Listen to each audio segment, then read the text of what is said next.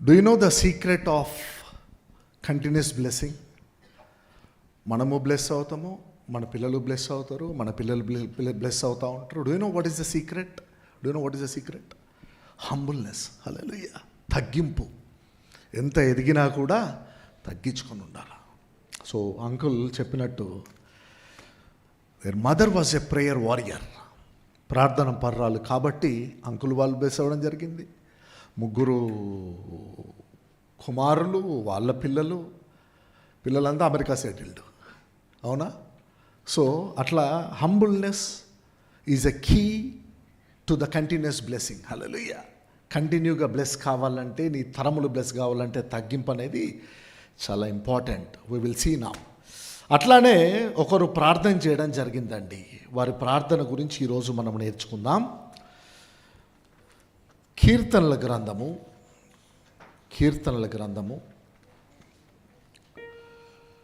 72వ అధ్యాయము. కీర్తనల గ్రంథము 72వ అధ్యాయము మనము ఈరోజు చదువుదాం.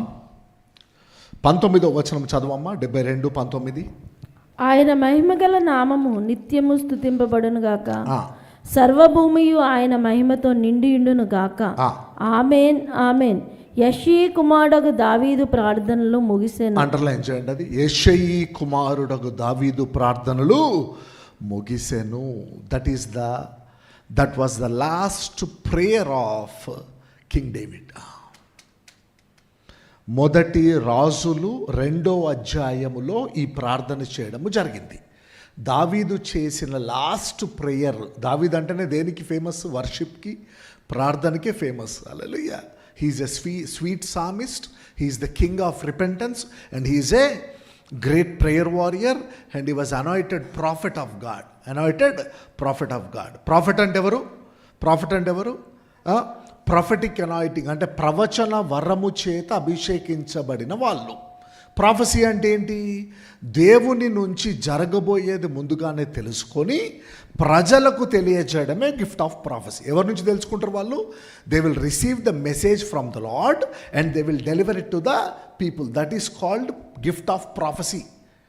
అయితే దావీదు చివరిగా చేసిన ప్రార్థన, he has written around 73 psalms. 150 కీర్తనల్లో దావీదు రాసింది అరౌండ్ 73 సామ్స్. ఇంకా మిగతా ఆసాఫు, హేమాను, కోరహు కుమారులు, మోషే, సొలొమోను, ఇంకా కొంత 40 నుంచి 42 వరకు అన్నోన్ సామిస్. కొంతమంది ఎజ్రా, నెహమ్యా అంటారు కొంతమంది. సో ఇదంతా కూడా అన్ని కలిపితే 150 కీర్తనల్లో 73 were written by king David. జాగ్రత్త వినాలా. 73 were written by king David. మీకు నాకు తెలిసిన ఫేమస్ ఏంటివి? ఫేమస్ కీర్తనలు అంటే యెహోవా నా కాపరి, కొండల తట్టు నా కన్నులు ఎత్తుచున్నాను. ఇవన్నీ కూడా దావీదు రాసినటువంటి కీర్తనలు. అయితే దావీదు రాసినటువంటి లాస్ట్ సామ్ ఏదైతుందో కీర్తన, అది 72nd సామ్. అయితే మత్తయి ఏమని రాస్తూ ఉంటాడు? మత్తయి అబ్రహాము కుమారుడును దావీదు కుమారుడైన యేసుక్రీస్తు. యేసయ్య ఎవరంట? దావీదు కుమారుడు, అబ్రహాము కుమారుడు, son of Abraham and son of David. ఆ డేవిడ్ ఏం రాస్తా ఉన్నాడో మనము చూద్దాం. 72వ అధ్యాయము 1వ వచనము. దేవా, రాజునకు నీ న్యాయ విధులను, రాజకుమారునికి నీ నీతిని తెలియజేయము. నీతిని బట్టి నీ ప్రజలకును, న్యాయ విధులను బట్టి శ్రమ నొందిన నీ వారికిని అతడు న్యాయము తీర్చును. నీతిని బట్టి పర్వతములను, చిన్న కొండలను ప్రజలకు నెమ్మది పుట్టించును. ప్రజలలో శ్రమనొందు వారికి అతడు న్యాయము తీర్చును. బీదల పిల్లలను రక్షించి బాధ పెట్టు వారిని నలుగగొట్టును. చూడండి ఏం జరుగుతూ ఉన్నదో. సాము దావీదు సొలొమోను గురించి రాయట్లేదు, ప్రాఫెటిక్ సామ్ అంటారు దీన్ని. అంటే యేసుక్రీస్తు ప్రభుల వారి గురించి 800-900 సంవత్సరాల క్రితమే ఆయన జన్మించిన తర్వాత ఆయన పరిపాలనలో ఏం జరుగుద్దో దావీదు ప్రొఫెటిక్గా రాస్తా ఉన్నాడు. అర్థమవుతుంది కదా ఏమంటా ఉన్నాడు ఇక్కడ? నీతిని బట్టి పర్వతములను, చిన్న కొండలను ప్రజలకు నెమ్మది పుట్టించును. ప్రజలలో శ్రమనొందు వారికి అతడు న్యాయము తీర్చును. చూడండి ఎవరి గురించి మాట్లాడుతూ ఉన్నాడు? ఇది యేసయ్య గురించి. This is a prophetic psalm about Jesus Christ. 5వ వచనం.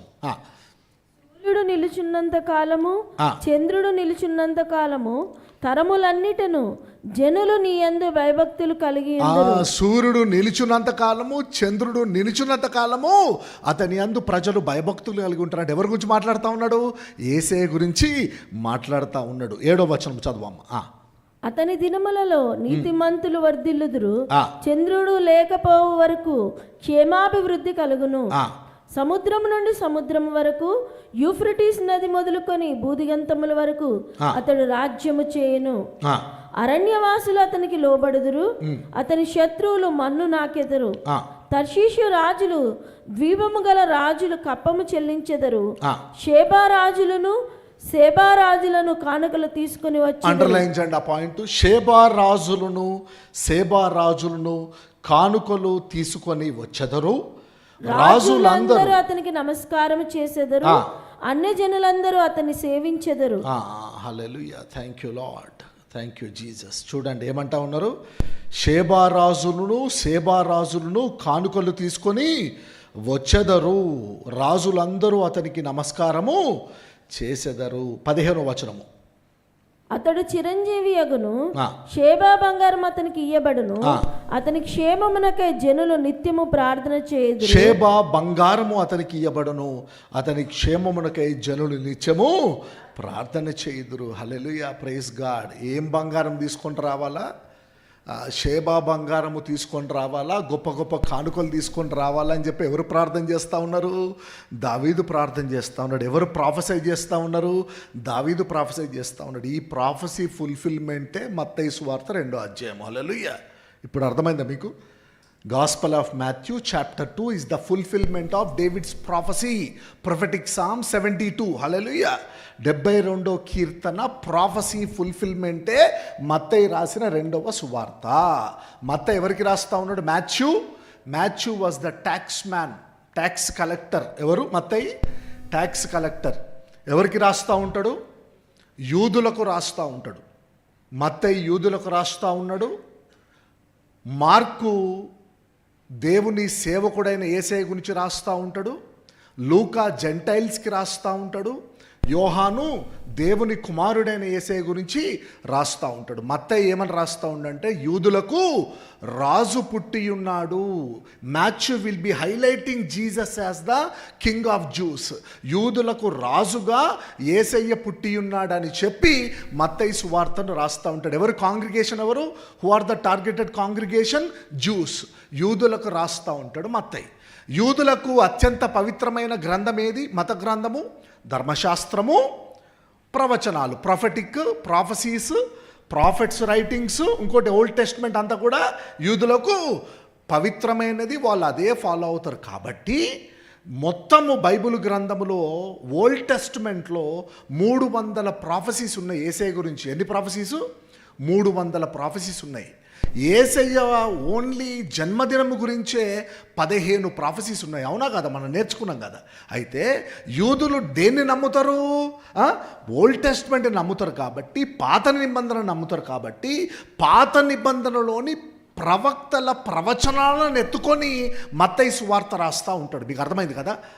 మొత్తం ఎన్ని ప్రవచనాలు ఉన్నాయి యేసయ్య గురించి? 300 ప్రవచనాలు.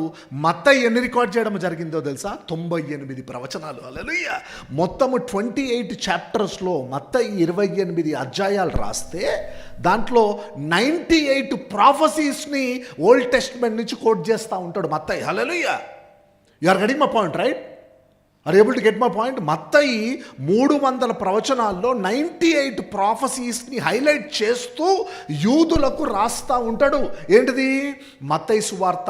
ఎవరు రాసేదెవరికి? యూదులకి. వాళ్ళు దేన్ని నమ్ముతారు?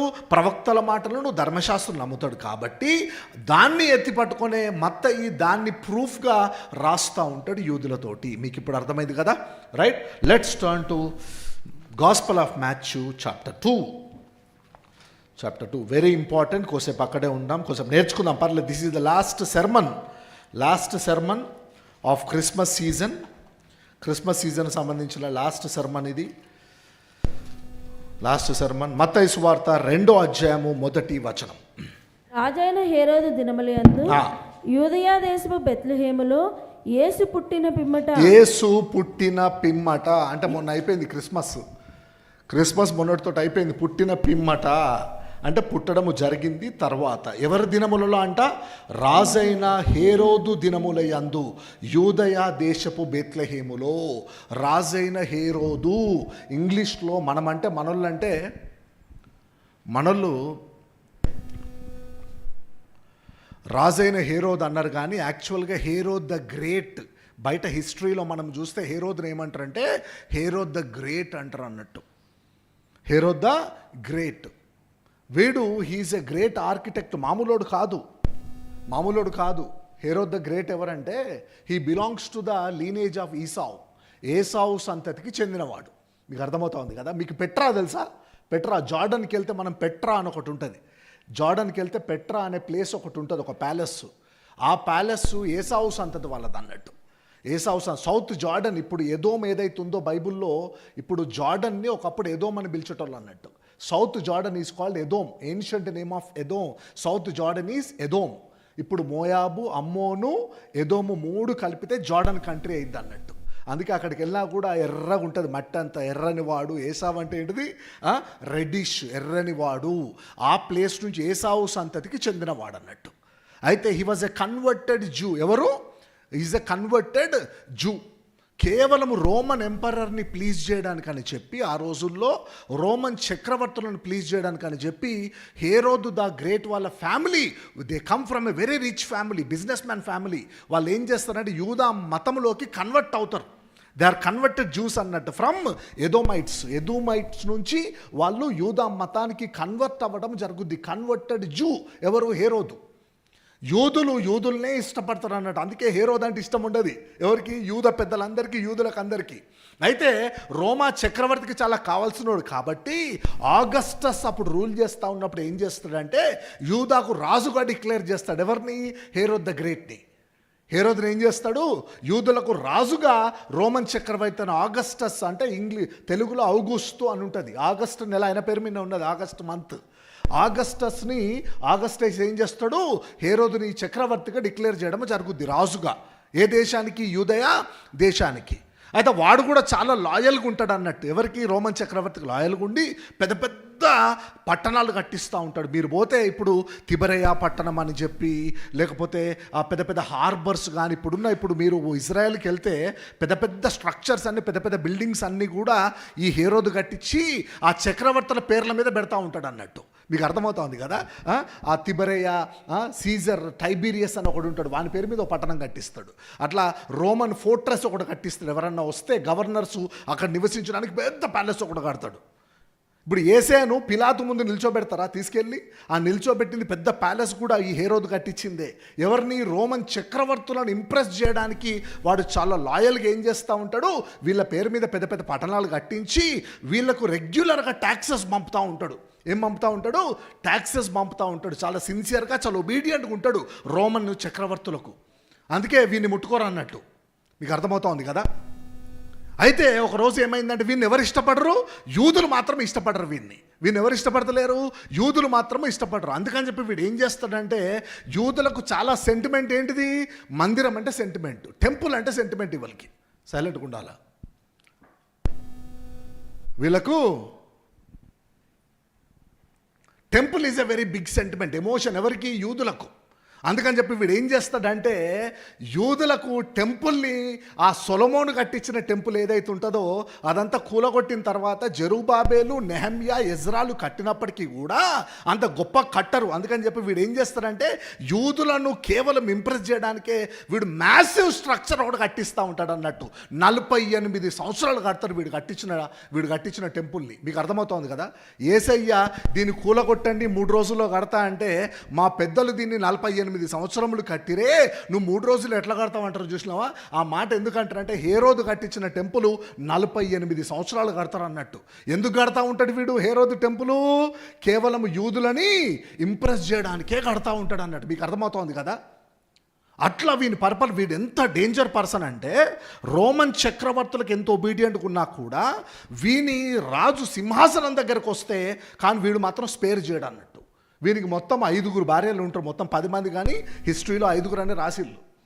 5 భార్యల్లో పెద్ద భార్య ఏం చేస్తుందంటే 6 కొడుకుల్లో 3 కొడుకులతో కలిసి వీన్ని పడద్రోసి సింహాసనం వాళ్ళు చిక్కించుకుందాం అనుకుంటారు. అయితే వీడు ఏం చేస్తాడో తెలుసా, భార్యను చంపుతాడు, 3 కొడుకులను కూడా చంపుతాడు. ఎందుకు? For the sake of the throne. That was cruel, that was the cruelty of Herod the great అన్నట్టు.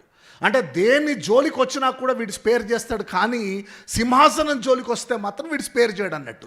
ఎవరిని చంపడం జరిగింది? భార్యను చంపుతాడు, 3 కొడుకులను కూడా చంపడం జరుగుతుంది. దేని గురించి?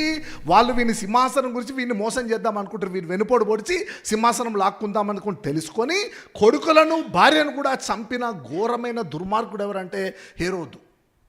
ఆ హేరోదు దినములలో అంటా ఉన్నాడు మత్తయి. మీకు అర్థమవుతోంది కదా ఇక్కడ. అంటే ఏంటంటే రాజైన హేరోదు దినముల యందు, అంటే that was a deeper description, deeper interpretation of Matthew. అరే బాబు, హేరోద్ అంటే మామూలోడు కాదు, వాడు సింహాసనం గురించి భార్య పిల్లల్ని చంపినోడు, కొడుకులను చంపినోడు. అంత మూర్ఖుడు. ఒకటి, రోమన్ చక్రవర్తులు హేరోదును మాత్రం ముట్టుకోరు. చక్రవర్తులు మారుతూ ఉంటారు, కానీ యూదయ దేశాన్ని ఎవరికి ఇచ్చడం జరిగింది? హేరోదు, నువ్వే రాజు అని చెప్పి వాళ్ళు హేరోదుకి ఇచ్చడం జరిగింది అన్నట్టు. ఆ దినముల యందు ఇంకొకటి, గ్రోత్ కనిపిస్తూ ఉంది, డెవలప్మెంట్ కనిపిస్తూ ఉంది. హైటెక్ సిటీ, సైబరాబాద్, రోడ్లు, ఫ్లైఓవర్లు, డెవలప్మెంట్ కనిపిస్తూ ఉన్నది, ఎంప్లాయ్మెంట్ కనిపిస్తూ ఉన్నది. He is the best king. వీళ్ళు ముట్టుకోవాల్సిన పని లేదు. ప్రజలకు కావాల్సింది ఇస్తూ ఉన్నాడు, యూదులను ఇంప్రెస్ చేయడానికి టెంపుల్ కట్టిస్తూ ఉన్నాడు, రోమన్ చక్రవర్తులకు ట్యాక్సులు పంపుతూ ఉన్నాడు. సింహాసనం గురించి ఏం చేస్తాడు? సొంత ఫ్యామిలీని కూడా చంపినటువంటి దుర్మార్గుడు. ఇంకా వీడి దినములు యందు జరిగిన ఎపిసోడ్ గురించి చెప్తా ఉన్నాడు. మీకు అర్థమైంది ఇప్పుడు background? You understood what is the background of gospel of Matthew chapter 2? చూద్దాం ఇప్పుడు, మళ్ళీ చదవమ్మా. రాజైన హేరోదు దినములు యందు యూదయ దేశపు బెత్లెహేములో యేసు పుట్టిన పిమ్మట ఇదిగో తూర్పు దేశపు జ్ఞానులు యెరూషలేమునకు వచ్చి. తూర్పు దేశపు జ్ఞానులు అండర్లైన్ చాలా పాయింట్. హల్లెలూయా. తూర్పు దేశపు జ్ఞానులు అంటే ఏంటంటే, మనకు బైబిల్లో పేర్లు మెన్షన్ చేసలేవు కానీ జోసఫస్ అనే గొప్ప హిస్టారియన్ ఉంటాడు, చరిత్రకారుడు. ఇవన్నీ ఎక్కడి నుంచి వచ్చినాయి నీకు ప్రూఫ్స్ అంటే, ఇంటర్ప్రిటేషన్ అంటే? జోసఫస్ అని చెప్పి ఒక గ్రేట్ చరిత్రకారుడు ఉంటాడు, హిస్టారియన్. ఆయన రాస్తూ ఉంటాడు. ఏమని రాస్తాడంటే, వీళ్ళ పేర్లు కూడా రికార్డ్ అయ్యి ఉన్నాయి జూయిష్ బుక్స్లో. వీళ్ళ పేర్లు ఏంటి అంటే, క్యాస్పర్, రాసుకోవాలి, క్యాస్పర్, మెల్కియార్. ఎందుకు ఆ సౌండ్ వస్తా? సౌండ్ గిమ్మని ఎందుకు సౌండ్ వస్తూ ఉన్నది? Why that sound is coming all of a sudden? మీకు ఎట్లున్నది? వినడానికి బాగానే ఉందా sound? Okay, people are getting diverted. Right. Melchior, 3 జ్ఞానుల పేరు రాసుకోండి. Melchior, Caspar, Balthazar. ఇవి 3 పేర్లు. These are the 3 wise men అన్నట్టు. Melchior, Caspar and Balthazar. వీళ్ళ పేర్లు బైబిల్లో రికార్డ్ అయి లేవు, కానీ గ్రేట్ హిస్టరీ రీసెర్చర్ ఎవరైతే ఉన్నారో జోసఫస్ అని చెప్పి, ఆయన ఆర్టికల్స్లో, ఆయన జర్నల్స్లో, ఆయన రీసెర్చ్లో వీళ్ళ పేర్లు మెన్షన్ చేసి ఉన్నామన్నట్టు. అయితే మనలాగా మనకున్నట్టు ఇప్పుడు 7 కాంటినెంట్స్ కాదు. బైబుల్ టైంలో ఎన్ని కాంటినెంట్స్? 3 కాంటినెంట్స్. ఏషియా ఒకటి, ఆఫ్రికా ఒకటి, యూరోప్ ఒకటి. అర్థమవుతుందా మీకు? జాగ్రత్త వినాలి, సబ్జెక్ట్ మళ్ళీ రిపీట్ కాదు. ఇది సర్మన్, కాంటెస్ట్ సర్మన్స్, ఇవన్నీ సీజనల్ సర్మన్స్ అంటారు వీటిని. రైట్. 3 కాంటినెంట్స్ ఉన్నాయి. ఒకటేంటిది? ఏషియా, ఇంకోటి ఆఫ్రికా, ఇంకోటి యూరప్, ఐరోపా. 3 కాంటినెంట్స్ ఉన్నాయి. మాథ్యూ ట్యాక్స్ కలెక్టర్ అని చెప్పిన కదా, మాథ్యూ ట్యాక్స్ కలెక్టర్ ఎక్కడా అంటే గలీలియా రీజియన్లో కపెర్నహూమ్ అనే ప్లేస్లో హెడ్ క్వార్టర్స్. ఎవరిది? Capernaum was the headquarters of Matthew tax collector.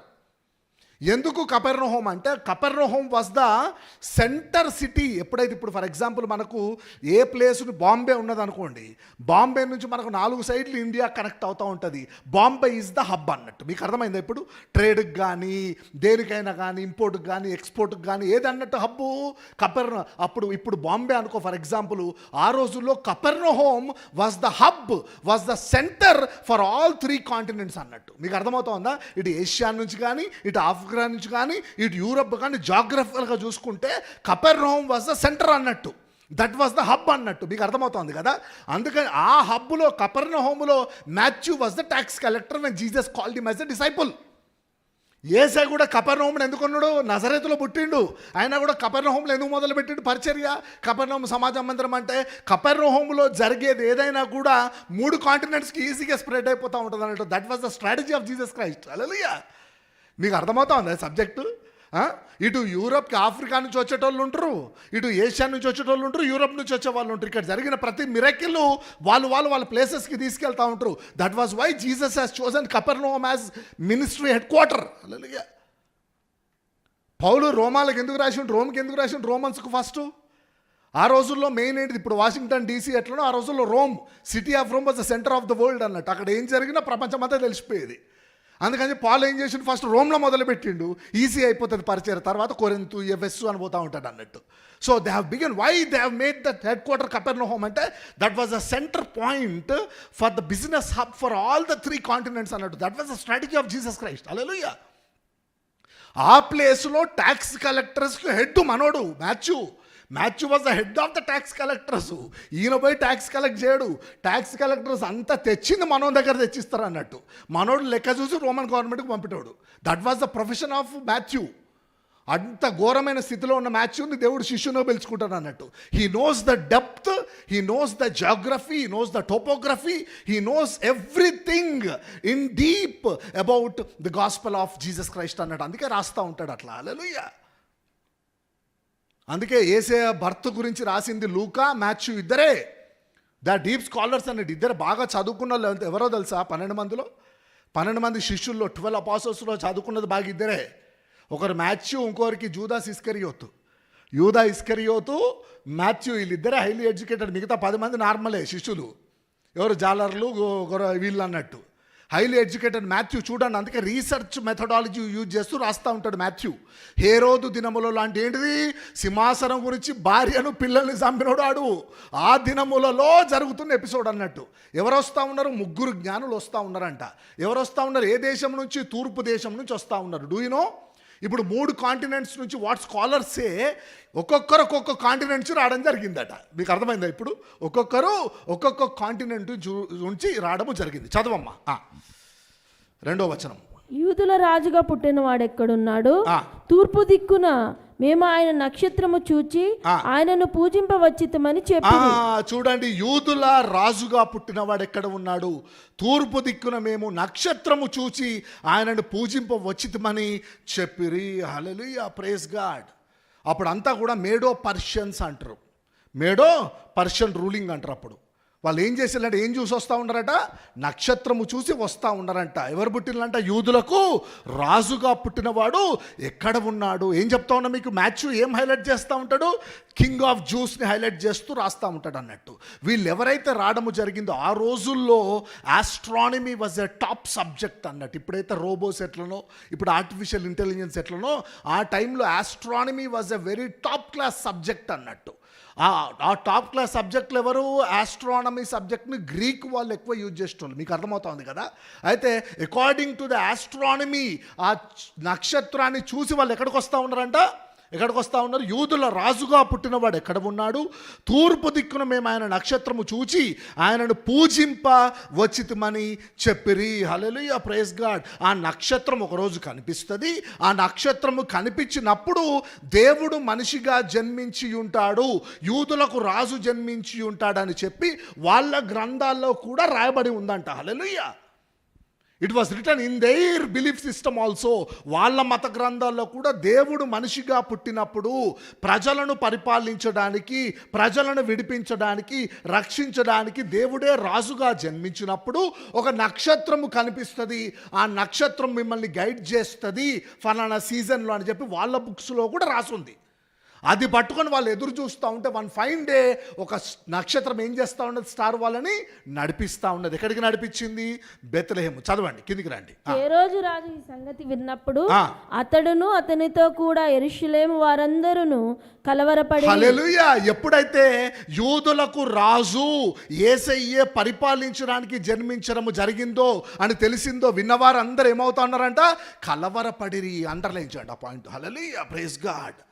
The problem which is troubling you, hallelujah, the people who are troubling you, who are dominating you, who are ఏంటిది వాళ్ళందరూ కూడా నిన్ను రక్షించడానికి యేసయ్య జన్మించిన సంగతి విని దే ఆర్ ట్రెంబుల్డ్ అంట. Hallelujah, praise God.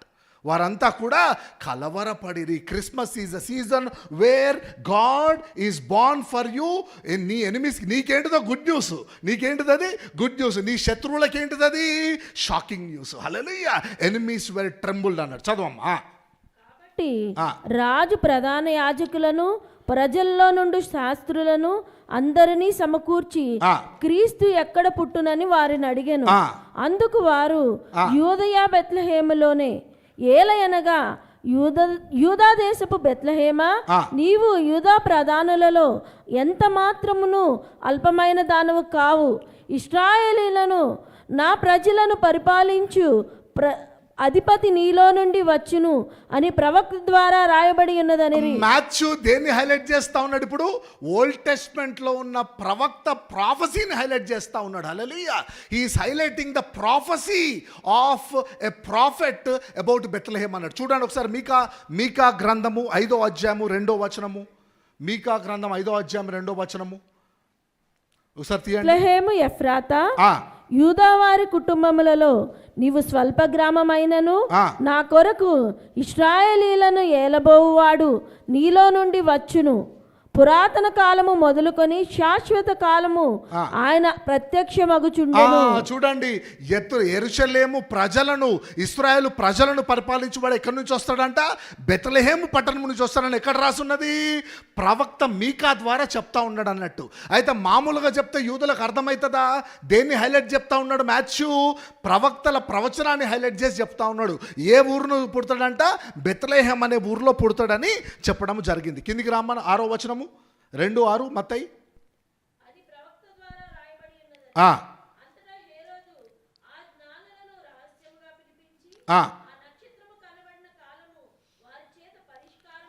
అంతటా హేరోదు ఆ జ్ఞానులను రహస్యముగా పిలిపించి, చూడండి, జ్ఞానులను రహస్యముగా పిలిపించి ఆ నక్షత్రము కనబడిన కాలము వారి చేత పరిష్కారముగా తెలుసుకొని, మీరు వెళ్ళి ఆ శిశువు విషయమై జాగ్రత్తగా విచారించి తెలుసుకొనగానే నేనును వచ్చి ఆయనను పూజించినట్లు నాకు వర్తమానము తెండని చెప్పి బెత్లెహేమునకు పంపెను.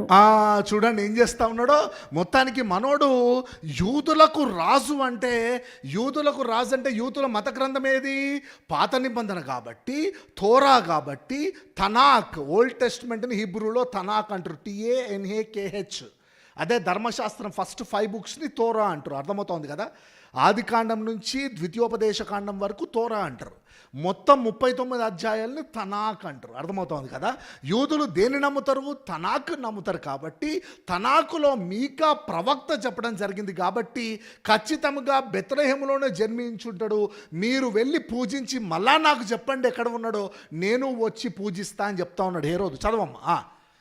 రాజు మాట విని బయలుదేరిపోవచ్చుండగా ఇదిగో తూర్పు దేశమున వారు చూచిన నక్షత్రము ఆ శిశువు ఉండిన చోటికి మీదుగా వచ్చి నిలుచు వరకు వారికి ముందుగా నడిచెను.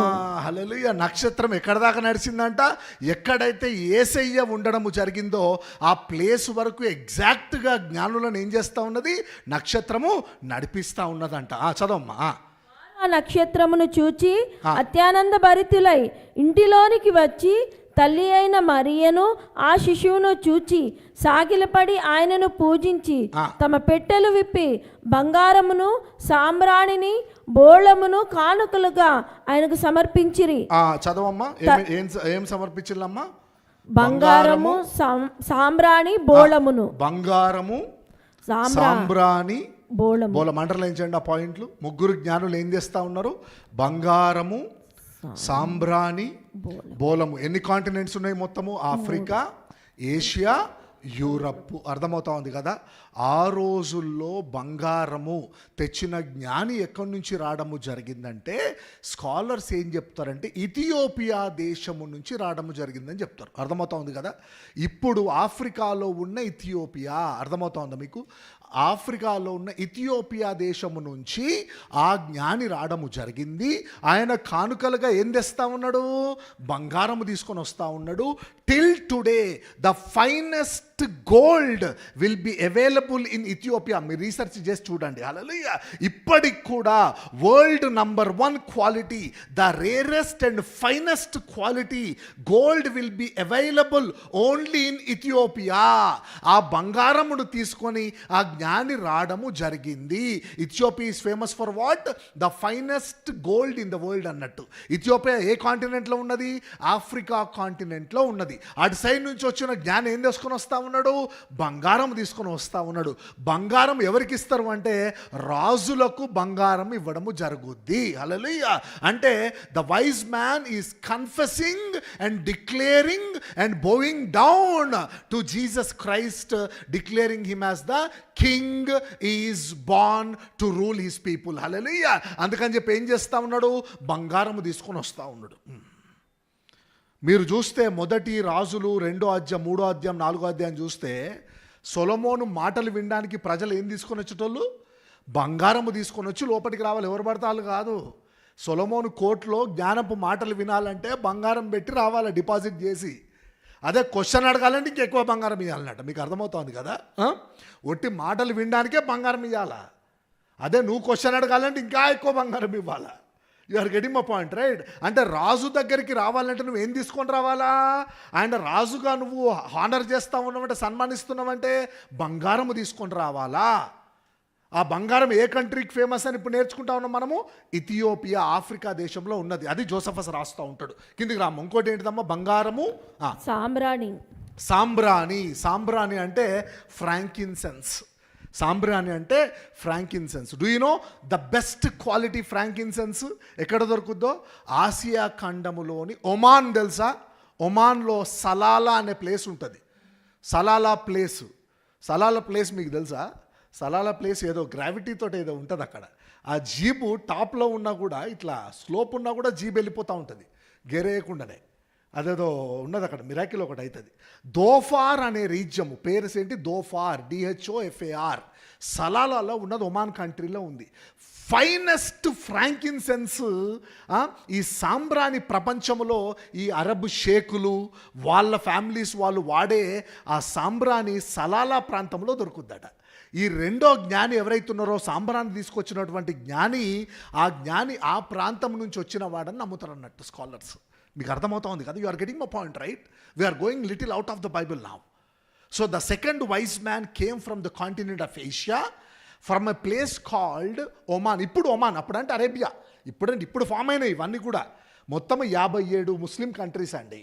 57 ముస్లిం కంట్రీస్లో 22 Arab countries, 35 non Arab countries. Arab countries అంటే షేకులు, సుల్తాన్లు రూల్ చేసేటి. సౌదీ అరేబియా, ఒమాను, జార్డన్ ఇవన్నీ. 35 ఏమో ఈజిప్ట్ లాంటివి అన్నట్లు, మామూలుగా డెమోక్రటిక్ కంట్రీస్. మీకు అర్థమవుతా ఉంది కదా. 57 కంట్రీస్లో 22 అరబ్, 35 నాన్ అరబ్ కంట్రీస్ అన్నట్టు. అట్లా ఇప్పుడంటే ఒమాను, అప్పుడేంటిది అంతా కూడా అరేబియా కిందకే వచ్చేది, మేడో పర్షియన్ అన్నట్టు. సాంబ్రాణి దేనికి ఎవరేస్తారు? సాంబ్రాణి ఎవరేస్తారని నేర్చుకున్నాం మనము. యాజకులు వేస్తారు. హల్లెలూయా, ప్రైజ్ గాడ్. యాజకులు ఎక్కడేస్తారు? ఆ ధూప వేదిక మీద, ఆల్టర్ ఆఫ్ ఇన్సెన్స్ మీద యాజకుడు ఏం చేస్తూ ఉంటాడు? ధూపం వేస్తూ ఉంటాడు అన్నట్టు. ధూపం దేనికి సాదృశ్యము? ప్రార్థనకు సాదృశ్యము. అంటే పుట్టినవాడు ఎవరు? ప్రధాన యాజకుడు. అంటే ఫస్ట్ బంగారమేమో రాజుగా, రెండోది సాంబ్రాణి దేనికి సాదృశ్యము? యాజకుడే మన గురించి జన్మించడము జరిగింది, ప్రధాన యాజకుడే మన గురించి జన్మించడము జరిగింది అని చెప్పి ఏం చేస్తారంటే సాంబ్రాన్ని తీసుకొని వచ్చి ఆయనకు సమర్పిస్తూ ఉంటారు అన్నట్టు. హల్లెలూయా. మీకు అర్థమవుతా ఉంది కదా. The symbol of frankincense is accepting Jesus as the high priest. Hallelujah, praise God. As the high priest అన్నట్టు. ఫస్ట్ వైస్ మ్యాన్ ఏమైనా యాక్సెప్ట్ చేస్తూ ఉన్నాడు? రాజుకి యాక్సెప్ట్ చేస్తూ ఉన్నాడు. రెండో జ్ఞాని ఆ ఇన్సెన్స్ తెచ్చి ఏమైనా యాక్సెప్ట్ చేస్తూ ఉన్నాడు? యాజకుడు ఏం చేస్తాడు? ధూపవేదిక మీద ధూపం వేస్తాడు. ఆ ధూపము దేనికి సాదృశ్యము? ప్రార్థనకు సాదృశ్యము. అంటే మనుషులకు దేవునికి మధ్యవర్తిగా ఎవరున్నారు? యాజకుడు ఉన్నాడు. అంటే మనకు దేవునికి మధ్యలో మన తరఫున విజ్ఞాపన చేయడానికి ఎవరున్నారు? ఆ యాజకుడు ఉన్నాడు. ఆ యాజకుడు అని చెప్పి ఆయనకు ఏం తెస్తా ఉన్నారు? సాంబ్రాణి తెస్తా ఉన్నాడు. ఆ సాంబ్రాణి, ఆ ధూపము దేనికి సాదృశ్యము? 142 అధ్యాయము 2వ వచనం చదవమ్మా. ఫ్రమ్ నాట్ రాంగ్ 142 141 అది చదవండి ఒకసారి. చూడండి, కీర్తనలు ఇంపార్టెంట్. మీరు అట్లా చూడొద్దు, క్విక్గా పట్టుకోవాలి ఇవన్నీ పాయింట్స్, ఎందుకంటే సబ్జెక్ట్ పెద్దది కదా. 141 అమ్మా, చదవమ్మా. నా ప్రార్థన ధూపం వలను నేను చేతులెత్తుట సాయంకాలము నైవేద్యం వలను నీ దృష్టికి అంగీకారం. నా ప్రార్థన ధూపం వలను నేను చేతులెత్తుట సాయంకాల నైవేద్యం వలను నీ దృష్టికి అంగీకారములు. అంటే నా ప్రేయర్ దేనికి సాదృశ్యము? ధూపానికి సాదృశ్యము. ధూపం వేసేటోడెవరు అంటే నీ తరఫున విజ్ఞాపన చేసేటోడెవరు? యాజకుడు. ఆ యాజకుడే అంటే ప్రధాన యాజకుడే జన్మించడము జరిగింది అని చెప్పి ఏం తీసుకొస్తా ఉన్నాడు? రెండో జ్ఞాని సాంబ్రాణి తీసుకొని వస్తా ఉన్నాడు. సాంబ్రాణి ఏ దేశంలో ఫేమస్? ఆసియా ఖండములో. మీరు తర్వాత రీసెర్చ్ చేసుకోవాలి, రాసుకొని పోవడం కాదు. This is not the place. మీరు రాసుకొని మీరు వెళ్ళి రీసెర్చ్ చేయాలి. మళ్ళా సలాలనేనా, ఒమాన్ కరెక్టేనా, ఏషియా కరెక్టా, ఆఫ్రికా కరెక్టా, కపెర్నహూమ్ నిజంగా సెంటర్ అయినా 3 కాంటినెంట్స్కు? రీసెర్చ్ మెంటాలిటీ ఉండాలా. వాక్యం నేర్చుకోవాలి. రాసుకొని పోయి రాసుడే రాదు. నేనే ఒక బుక్ రాసిన, ఒక సిస్టర్ 6 బుక్కులు రాసిందట నేను చెప్పిన సబ్జెక్టు. మళ్ళీ ఎక్కడుందమ్మంటే గుర్తుకులేదు. మళ్ళా అది కాదు. నో, మీరు రాసుకొని మళ్ళీ దాన్ని ఏం చేయాలి? మళ్ళీ ప్రాక్టీస్ చేయాలా, రీసెర్చ్ చేయాలా, మళ్ళీ క్లారిఫై చేయాలి. ఏమైనా పాయింట్ మిస్ అయినేమో, నేను ఇంపార్టెంట్ పాయింట్ మీరు వచ్చి నెక్స్ట్ వీక్ అయ్యగారు ఈ పాయింట్ ఒకటి నేను మెడిటేట్ చేస్తూ ఉంటే నాకు తెలిసింది, మళ్ళీ మెసేజ్ వినని చెప్పి మీరు మళ్ళీ చెప్పాలి. మళ్ళీ మన సంఘానికి చెప్తాం. That's how we should grow, right? అట్లా మనం డెవలప్. అంతే రాసుకొని పోతే ఎట్లా? ఫస్ట్ దేనికి సాదృశ్యము? బంగారము రాజుకు సాదృశ్యము. సాంబ్రానికి దేనికి సాదృశ్యము? యాజకునికి సాదృశ్యము. చదవమ్మ మళ్ళీ మత్తయి. కానుకలుగా ఆయనకి సమర్పించిరి. బోలము ఇంగ్లీష్ బైబిల్లో ఏమున్నది? మర్రా అని ఉంటుంది. మర్రా, MYRRH, మర్రా. బోలము దేనికి సాదృశ్యం అంటే మరణానికి, సఫరింగ్కి సాదృశ్యము. అర్థమవుతుందా మీకు? మరణానికి. మీకు ఇది ఈజిప్ట్ మమ్మీస్ తెలుసా? మమ్మీలు విన్నారా ఎప్పుడన్నా? మమ్మీలు అంటే ఏంటిది? పిరమిడ్లు ఉన్నాయి ఇప్పుడు, పిరమిడ్స్. ఇప్పుడు మనం పోతే ఈజిప్ట్కి పోతే కేరళలో పిరమిడ్స్ ఉంటాయి. ఒక్కొక్క పిరమిడ్ 4000 సంవత్సరాల క్రితమే. ఏదో అబ్రహాము ముందు నుంచి ఉన్నాయి పిరమిడ్స్. 24 లక్షల బ్రిక్స్ తోటి కట్టింది ఒక్కొక్క పిరమిడ్. 24 lakh bricks. ఒక పిరమిడ్ కట్టడానికి 24 lakh బ్రిక్స్ అయినాయి. బ్రిక్స్ మీరు అర్థం చేసుకోండి. ఇక అబ్రహాము కన్నా ముందు నుంచే ఉన్నాయి ఆ పిరమిడ్స్. అవేంటి? ఏం చేసేటోళ్ళు? ఫరోలను ఏం చేసేటోళ్ళు? ఆ ఫరోలను మమ్మీస్ అంటాం కదా మనం. అంటే ఏం చేస్తారంటే వీళ్ళు మమ్మీఫికేషన్ ప్రాసెస్ అంటే ఏంటంటే, మీరు తర్వాత చూడండి, ఎవరైనా ఫరో అంటే ఈజిప్ట్ రాజు చనిపోతే ఏం చేస్తారంటే ఆ బాడీని అట్లే పెట్టి ఈ ముక్కుల నుంచి ఒక స్పెషల్ ఇన్స్ట్రుమెంట్ లాగా ఉంటుంది ఒకటి, అది పెట్టి బ్రెయిను బయటకు తీస్తారు. తీసి ఈ కిడ్నీలు, లివరు ఇవి ఉంటాయి కదా చనిపోయిన తర్వాత, అవన్నీ తీసి ఒక స్పెషల్ జార్స్లో ప్రిజర్వ్ చేస్తారు. ఒక రకమైన లిక్విడ్ వేసి జార్స్లో ప్రిజర్వ్ చేసి బాడీ అంతా కూడా బోలముతోటి పెడతారు అన్నట్టు. బాడీ అంతా బోలముతో నింపి మళ్ళా కుట్టి దాన్ని దాచిపెడతారు. మీకు అర్థమవుతుంది. Egypt museum one of the largest museums in the world. Egypt museum అట ఒక్కొక్క ఐటమ్ చూసుకుంటూ పోతే 9 నెలలు పట్టుద్దట. 9 నెలలు. అంత పెద్ద మ్యూజియం. మనోళ్ళు తీసుకెళ్ళి 2 గంటలు చూపెడతారు. 2 గంటల తొందరగా కానివ్వండి అని చెప్పి. మీకు అర్థమవుతుంది కదా, దాంట్లో కొన్ని మమ్మీస్ ఉంటాయి. అట్లా మమ్మీఫికేషన్ ప్రాసెస్ ఫరో మేలు మొగైన చనిపోతే 72 రోజులు చేస్తారట ప్రాసెస్. ఆ శరీరము కుళ్ళిపోకుండా అట్లే ఉంటుంది. ఎందుకంటే Egyptians believe that one fine day Pharaoh will rise again. మళ్ళీ వీళ్ళు దేవుళ్ళు, చచ్చిపోయిన వాళ్ళంతా దేవుళ్ళు కాబట్టి వీళ్ళు మళ్ళా లేస్తారని చెప్పి వీళ్ళ బాడీని కుళ్ళిపోనీయకుండా ఏం చేస్తారంటే ఈ బోలాన్ని పెడతారు అన్నట్టు. అంటే ప్రభువా, నీవు మనుషుల పాపము నిమిత్తము మనిషిని పాపము నుండి రక్షించడానికి నువ్వు చనిపోతావు, నీ శరీరము కుళ్ళిపోదు, నువ్వు మరలా తిరిగి లేస్తావు అనడానికి సింబాలిక్గా బోలాన్ని పట్టుకొని వస్తాడు. Hallelujah. You got the secret now. Why gotta myrrh బోలం ఎందుకు తీసుకొని వస్తారంటే, ప్రభువా నీవు లోకరక్షకుడివి, లోక పాపములు మోసుకోవడానికి వచ్చిన గొర్రెపిల్లవి, నీవు లోకం గురించి చనిపోతావు, మనుషుల గురించి చనిపోయిన తర్వాత నీ శరీరము కుళ్ళిపోదు, తిరిగి లేస్తావు అనడానికి సింబాలిక్గా మూడో జ్ఞాని ఇక్కడ ఏం పట్టుకొని వస్తా ఉన్నాడు? బోలాన్ని పట్టుకొని వస్తా ఉన్నాడు. హల్లెలూయా. ఈ బోలము ఆఫ్రికా నుంచి గోల్డ్ వచ్చింది, ఏషియా నుంచి ధూపం వచ్చింది, ఇంకో మిగిలింది ఏంటిది? ఐరోపా ఖండము నుంచి ఈ మర్రా వచ్చిందని అందరూ నమ్ముతారు. స్కాలర్స్ ఏం రాస్తారంటే, the finest quality of myrrh will be available in గ్రీకు దేశంలో. మీరు రాసుకోవాలి మళ్ళా, మర్రా ద ఫైనెస్ట్ క్వాలిటీ. ఆ బోలము ఏ దేశంలో దొరికేదంటే గ్రీకు దేశంలో దొరికేది. ఆ గ్రీకు దేశస్థుడు, ఆ జ్ఞాని, మూడో జ్ఞాని గ్రీకు దేశం నుంచి రావడం జరిగింది. ఈ బోలము ఆయనే తీసుకొని రావడం జరిగింది. ద ఫైనెస్ట్ క్వాలిటీ ఆఫ్ మర్రా అని నమ్ముతారు అన్నట్టు. హల్లెలూయా. మూడు దేనికి సాదృశ్యం ఇప్పుడు? ఒకటేమో ఆయన రాజు అని బంగారము, రెండోదేమో ఆయన యాజకుడని సాంబ్రాణి, మూడోదేమో ఆయన లోక పాపం మోసుకొని పోవడానికి వచ్చిన రక్షకుడు అని చెప్పి మూడో జ్ఞానం ఏం తీసుకొని వస్తా ఉన్నాడు? బోలము తీసుకొని వస్తా ఉన్నాడు. Hallelujah. The first resembles Jesus as the king, Jesus as the high priest, the frankincense, and the myrrh resembles Jesus as the saviour. హల్లెలూయా.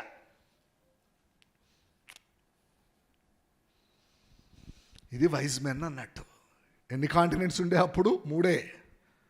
అది కదా గారు ఎవరు ఆస్ట్రేలియా అని చెప్పి ఆస్ట్రేలియా లేనే లేదు. అది ఎడికల్లో వచ్చింది ఆస్ట్రేలియా, ఇదో డిబేటు. అప్పుడు ఉన్నాయి మూడే కాంటినెంట్స్. మీకు అర్థమవుతుంది కదా ఇప్పుడు? హల్లెలూయా.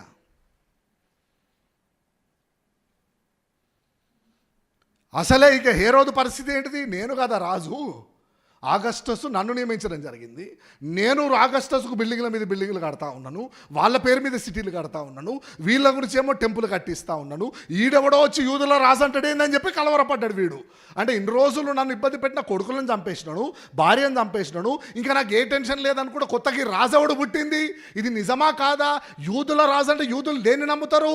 తనాకు నమ్ముతారు కదా. తీయండి, బుక్కులు తీయండి, ఎక్కడ రాసుందా అంటే అవును యూదయా దేశపు ఎఫ్రాతా బెత్లెహేములో పుడతాడని చెప్పి రాసుందంటే అవునా అని చెప్పి ప్రవక్తల గ్రంథము ద్వారా తెలుసుకున్నాడు. వాడేదో భక్తిపరుడు అని కాదు, యూదుల భక్తి ప్రకారం తెలుసుకున్నాడు అన్నాడు. అమ్మ కన్ఫర్మేషన్ ఎక్కడి నుంచి తీసుకున్నాడు? ప్రాఫెసీస్ నుంచి తీసుకున్నాడు. This is the secret of the 3 wise men, the Maggi అంటారు, మ్యాజై అంటారు, తూర్పు దేశపు జ్ఞానులు అంటారు. అదే తూర్పు దేశము నుంచి బంగారము కానుకలు తీసుకొని రావాలని ఎవరు ప్రార్థన చేయడం జరిగింది? ప్రొఫెటిక్గా దావీదు ప్రార్థన చేయడం జరిగింది. ఎవరు? షెబా దేశపు రాజులు తూర్పు దేశం నుంచి కుమారునికి కానుకలు తీసుకొని వచ్చుదురుగాక. ఏం తెస్తా ఉన్నారు ఇప్పుడు జ్ఞానులు? కానుకలు తెస్తా ఉన్నారు. ఏమని తెస్తా ఉన్నారు? బంగారము, సాంబ్రాణి, బోలము. ఇట్లా తెచ్చి ఆయనను సన్మానించాలని చెప్పి ఎవరు రాయడం జరిగింది? Hallelujah, praise God. అందుకే దావీదు కుమారుడు అయ్యిండు. మీకు అర్థమైందా ఇప్పుడు subject? That is the secret, that is decoding of psalms అంటారు. మనం ముందు పోతా ఉంటే మనం ఏం చేద్దామంటే ఒక్కొక్క సామ ఒక్కొక్క వారము దాని బ్యాక్గ్రౌండ్ హిస్టరీ, జాగ్రఫీ, దాని రెవల్యూషన్స్ ఒక్కొక్కటి నేర్చుకుందాం. మెల్లిగా ఇప్పుడే స్టార్ట్ అయింది కదా, రైట్? అది అన్నట్టు మీకు అర్థమైంది కదా. చదవమ్మా, మళ్ళీ చదవమ్మా. అది 11వ వచనం చదవమ్మా. 11. వారు ఆ నక్షత్రమును చూచి అత్యానంద భరితులై ఇంటిలోనికి వచ్చి తల్లి అయిన మరియను ఆ శిశువును చూచి సాగిలపడి ఆయన్ను పూజించి తమ పెట్టెలు విప్పి బంగారమును, సాంబ్రాణిని, బోళమును కానుకలుగా ఆయనకు సమర్పించిరి. హల్లెలూయా. చూడండి, మీకు అర్థమైంది. ఇంకొకటి నక్షత్రం గురించి కూడా ప్రాఫెసీ ఉంటుంది. నక్షత్రం గురించి స్టార్ విల్ బీ బార్న్ అని చెప్పి ఏ ప్రవక్త చెప్పింది ఒకసారి చెక్ చేయండి. Someone check once. A star will be born అని చెప్పి ఓల్డ్ టెస్ట్మెంట్లో ప్రాఫెసీ ఉంటుంది, ఇఫ్ ఐఎమ్ నాట్ రాంగ్. నక్షత్రం ఒకటి ఉంటుంది అని చెప్పి ఏ ప్రవక్త చెప్తాడు? ఇది నక్షత్రం కావాలి. Check once, somebody check one. Star is born, star will be born, will be seen. Old టెస్ట్మెంట్లో ఏ ప్రవక్త చెప్పడం జరిగింది? ఇది ఇర్మియా కాదు, మీకా, ఇమ్మానుయేల్, యెషయా. మీకా వచ్చేసి యెషయా ఎంత వర్స్, చాప్టర్ చెప్పాలి? యెషయా నాకు కావాలి, అది important point. Just God is reminding. అమ్మా నా సంఖ్యాకాండము ఎంత సంఖ్యాకాండము 24:17 తీయండి ఒకసారి. సంఖ్యాకాండము 24:17. 24:17 అంటే బిలాము చెప్తాడా ఏంది? ఇది 24 అంటే బిలామే. బిలాము, రైట్. చదవమ్మా. ఆయనను చూచుచున్నాను గాని ప్రస్తుతం ఉన్నట్టు కాదు, ఆయనను చూచుచున్నాను గాని సమీపమునున్నట్టు కాదు. నక్షత్రము యాకోబులో ఉదయించును. ఎన్నో వర్షం మాది? 17 అయ్యా. 24:17 చదవమ్మా. నక్షత్రము యాకోబులో ఉదయించును, రాజదండము ఇశ్రాయేల్లో నుండి లేచును. కథ. హల్లెలూయా, ప్రైజ్ గాడ్. సంఖ్యాకాండము 24:17 ఎక్కడ మిస్ అయిందబ్బా అనుకుంటా ఉన్నది నేను. 24 ఆయనను చూచుచున్నాను కానీ ప్రస్తుతం ఉన్నట్లు కాదు, ఆయనను చూచుచున్నాను కానీ సమీపమునున్నట్లు కాదు. నక్షత్రము యాకోబులో ఉదయించును, రాజదండము ఇశ్రాయేల్లో నుండి లేచును, అది మోయాబు ప్రాంతములను కొట్టును. This is direct prophecy about Jesus Christ of Nazareth. Hallelujah. ఈ నక్షత్రం ఏంటో పోయింది అనుకుంటా ఉన్నా నేను. నక్షత్రం ఎక్కడుందంటే సంఖ్యాకాండము 24:17. This is the prophetic fulfilment from the book of numbers. అందుకే నక్షత్రం అంటా ఉంటాడు ఎవరు? మత్తయి. ఎందుకంటే నక్షత్రం బిలాము నక్షత్రం తెలుసా తెలియదా? తోరా యూదులకు ఇది చెప్తా ఉంటే నక్షత్రం కనిపిస్తుంది అని ఉంది కదా 24:17. అవును సార్. జ్ఞానులు వస్తారని రాసిందా దావీదు? అవును సార్. కానుకలు తెస్తారని రాసిందా? అవును సార్ అని చెప్పి రాసుకుంటూ వస్తూ ఉంటారు అన్నట్టు. హల్లెలూయా. బెత్లెహేములో పుడతాడని ఉన్నదా? ఉన్నది. ప్రతిదీ కూడా దేంతో మాట్లాడుతూ ఉంటాడు? ప్రాఫెసీస్తో మాట్లాడుతూ ఉంటాడు మత్తయి. హల్లెలూయా. 300 ప్రాఫెసీల్లో 98 రికార్డ్ అయి ఉన్నాయి. మ్యాథ్యూలు ఎంత బ్యూటిఫుల్ చూడండి.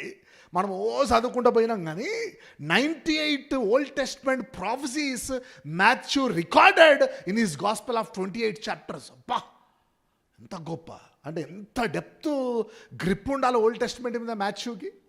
Is a scholar, is a very intelligent man, highly educated man. చదవమ్మా మత్తయి సువార్త. రండి చదవమ్మా 12వ వచనము. హేరోదు నొద్దకు వెళ్ళవద్దని స్వప్నమందు దేవుని చేత బోధింపబడిన వారే వారు మరి యొక్క మార్గమున తమ దేశమునకు తిరిగి వెళ్ళి. హల్లెలూయా. వాళ్ళను నడిపించింది ఎవరు?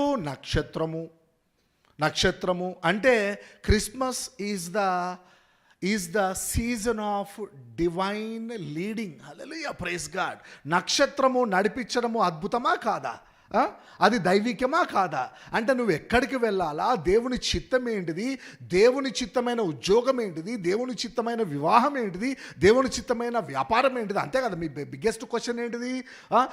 పెళ్లి చేద్దాం అనుకుంటున్నాం, మా అమ్మాయికి ఇది దేవుని చిత్తమా కాదా? వ్యాపారం మొదలు పెడతా దేవుని చిత్తమా కాదా? ఈ ఉద్యోగము దేవుని చిత్తమా కాదా? దేవుని చిత్తమైన మార్గములో నడిపించే season Christmas season. Hallelujah. Christmas season is the season of divine guidance, divine leading. Hallelujah, praise God. Right, చదువు కిందికి వస్తే ఇక్కడ ఏమున్నది? తర్వాత హేరోదు నొద్దకు వెళ్ళవ స్వప్నమందు దేవుని చేత బోధింపబడిన వారై. Hallelujah. This is the season of divine dreams of what to do and what not to do. Hallelujah. దేవుడు కలల ద్వారా, దర్శనముల ద్వారా మీతో మాట్లాడుతూ ఉంటాడు అన్నట్టు. ప్రార్థన చేసుకోవాలి. ప్రభువా, ఆ రోజు జ్ఞానులతో నువ్వు మాట్లాడినావు కదా ప్రభువా, నాతో కూడా నువ్వు మాట్లాడు ప్రభువా అని చెప్పి ప్రార్థన చేసుకోవాలి. అంతే తప్ప రాత్రంతా నిద్రపడతలేదు అయ్యగారంటే ఇట్లా ప్రార్థన చేసుకొని పనుకో, నిద్రపడుతుంది. ఏమనంటే ప్రభువా, నీవు జ్ఞానులతో మాట్లాడినావు కదా ప్రభువా కలలో, నాతో కూడా మాట్లాడు ప్రభువా, నీ చిత్తము బయలుపరచు ప్రభువా, నేను ఏ పని చేయాలా, నేను చేసే పని ద్వారా నీకు ఎట్లా మహిమ వస్తుందో నాకు బయలుపరచు ప్రభువా అని చెప్పి ప్రార్థన చేసుకొని పడుకుంటే దేవుడు నీతో కూడా స్వప్నాల్లో మాట్లాడతాడు. This is a season of divine dreams and divine visions. Hallelujah. Christmas is a season of divine dreams and divine visions. చదవమ్మా. వారు వెళ్ళిన తర్వాత ఇదిగో ప్రభువు దూత స్వప్నమందు యోసేపునకు ప్రత్యక్షమై హేరోదు ఆ శిశువును సంహరింపవలనని ఆయన వెదకబోచున్నాడు గనుక నీవు లేచి ఆ శిశువును ఆయన తల్లిని వెంటబెట్టుకొని ఐగుప్తునకు పారిపోయి నేను నీకు తెలియజెప్పు వరకు అక్కడనే ఉండమని అతనితో చెప్పాను. వెంటనే జోసెఫ్ కూడా ఏమొస్తా ఉన్నది?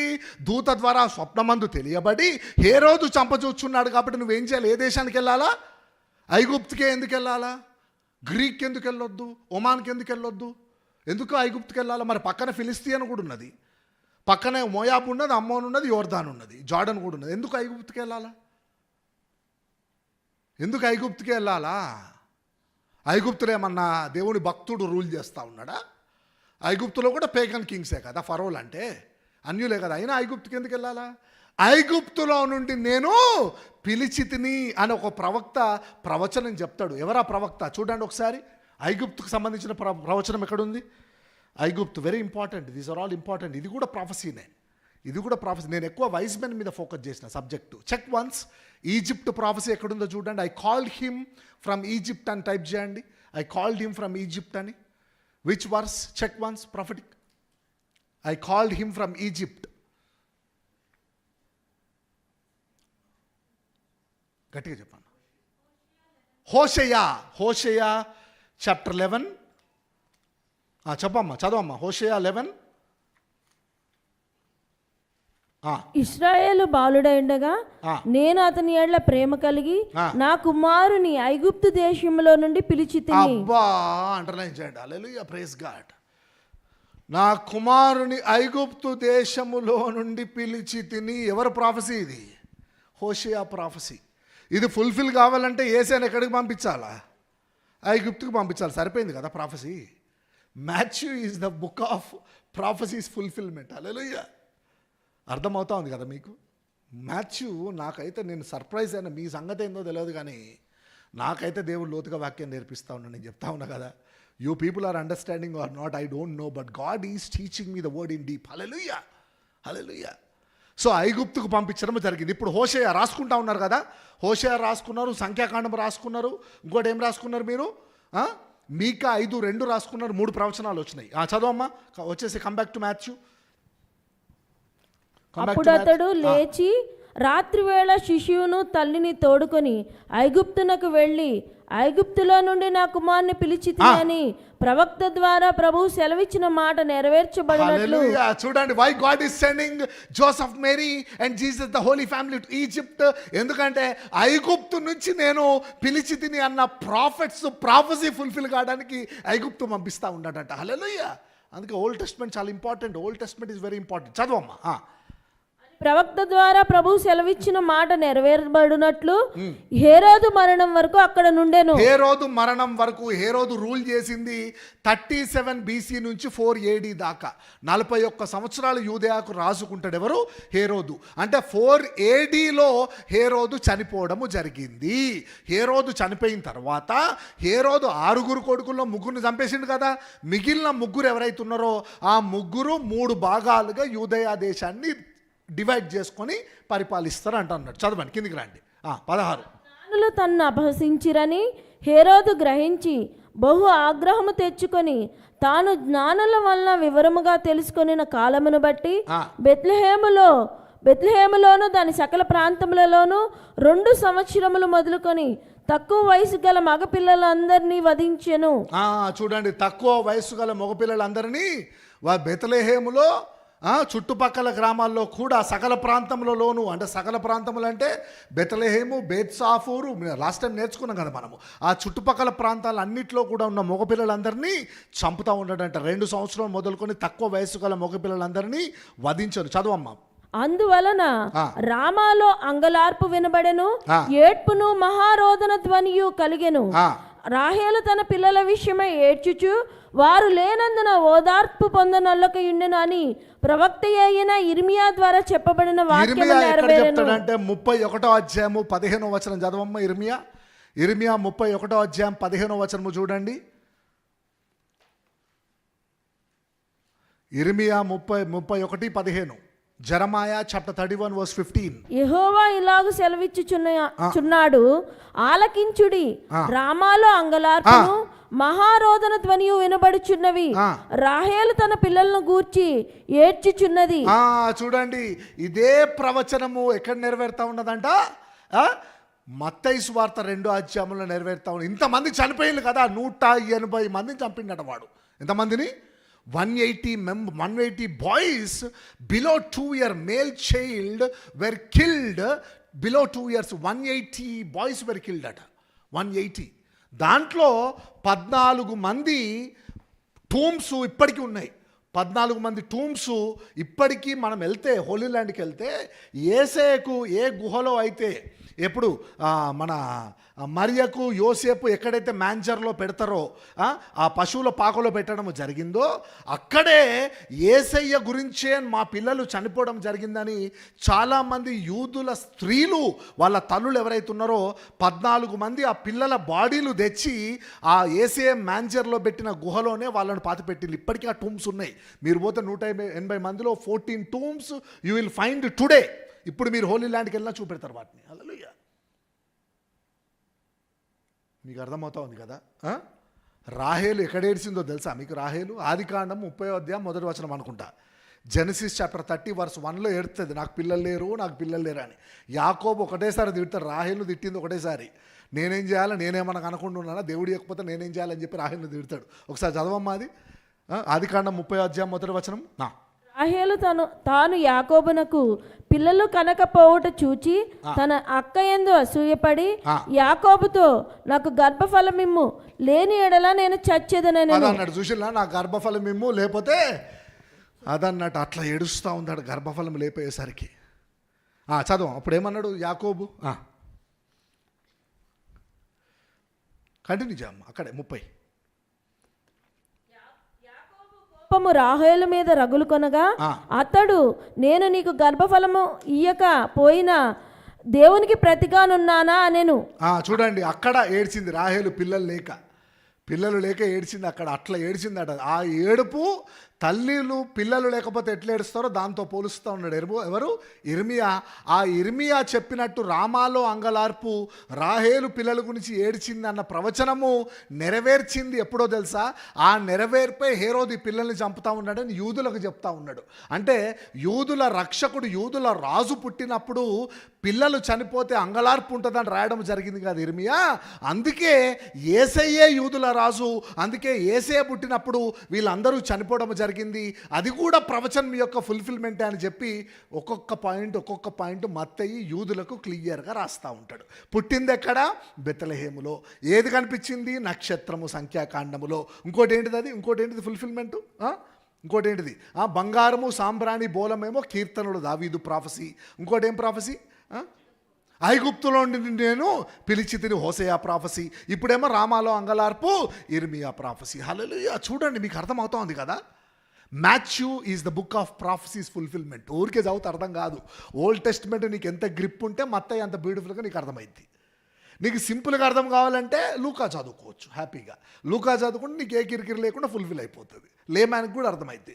మాథ్యూ అర్థం కావాలంటే నీకు ఓల్డ్ టెస్ట్మెంట్ మీద సబ్జెక్టు ఉండాలి. రామ్మ కిందికి రామ్మ. 19వ వచనం.